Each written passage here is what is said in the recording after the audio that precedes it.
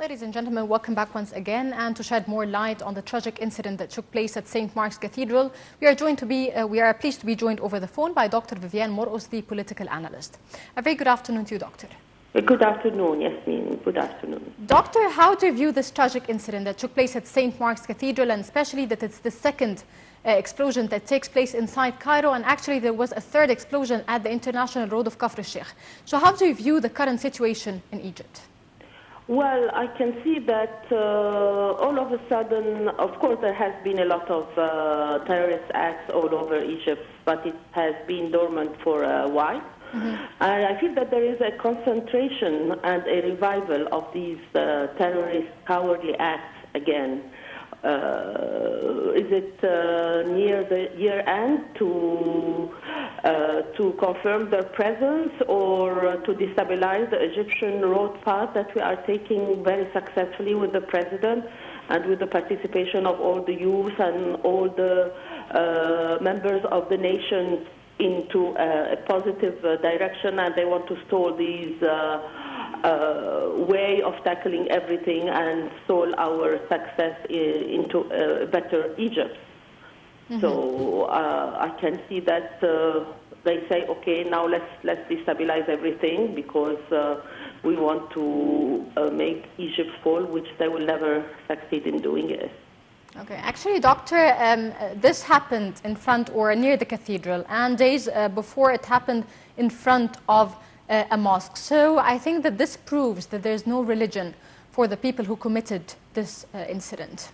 Of course, as Egyptians, we know that very well, because we've all been brought up together with the same ideology and the same spirit of love and share and caring about our nation and caring about all the nations around us.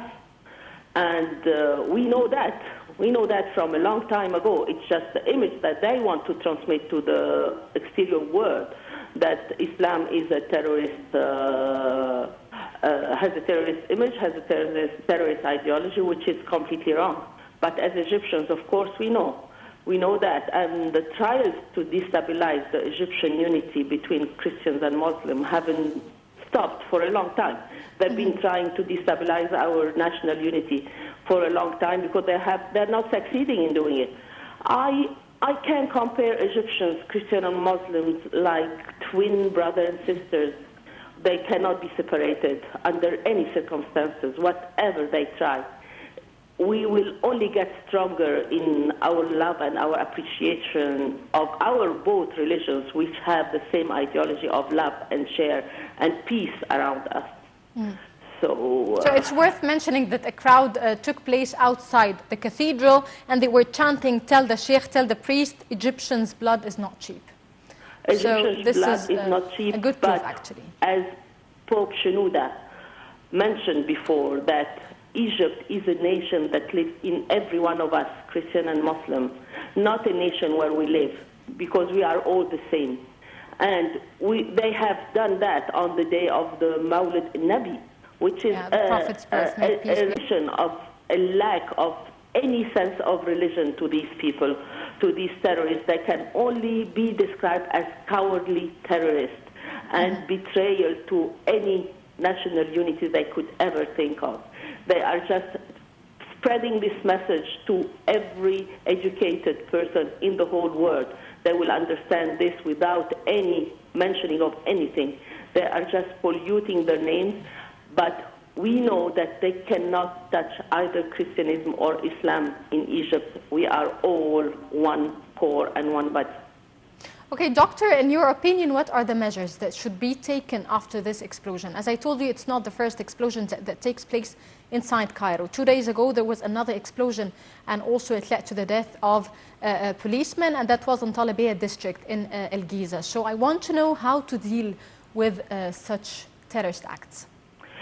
You know what, approaching that, and I wouldn't want to say it, but I will say it. I think that it can be related to other bigger things happening around the world, not mentioning the election in the United States, not mentioning Turkey and everything.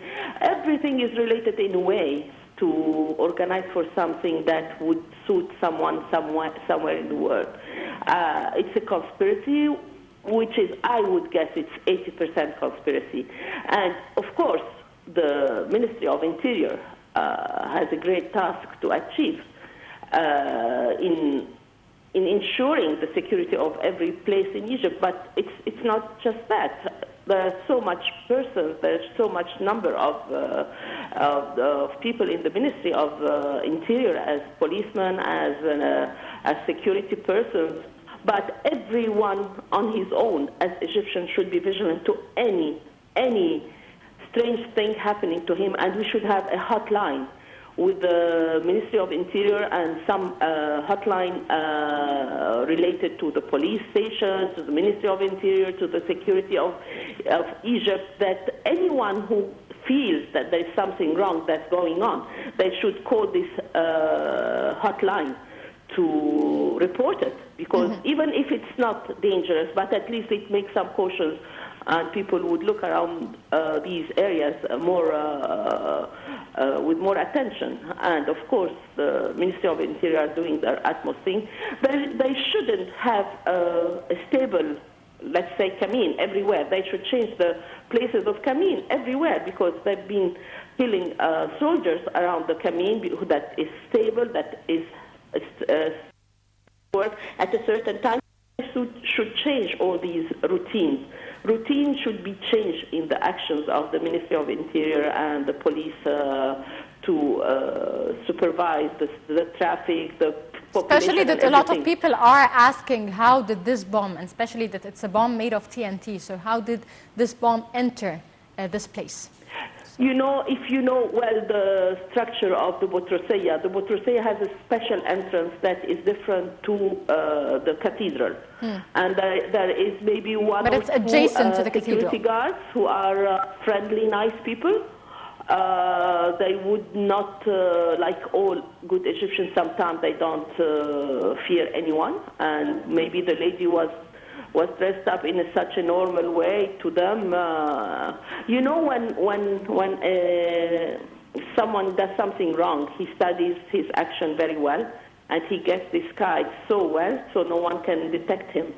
So I think from now on, everyone in a church or in a mosque, they should search everyone thoroughly before they get in.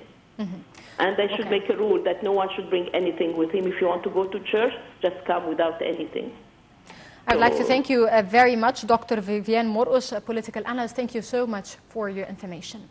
Ladies and gentlemen, I would like to pay condolences for the families of the victims that lost their lives today at St. Mark's Cathedral. And of course, I wish all the casualties a speedy recovery. Thank you for watching, and please do stay tuned in for more.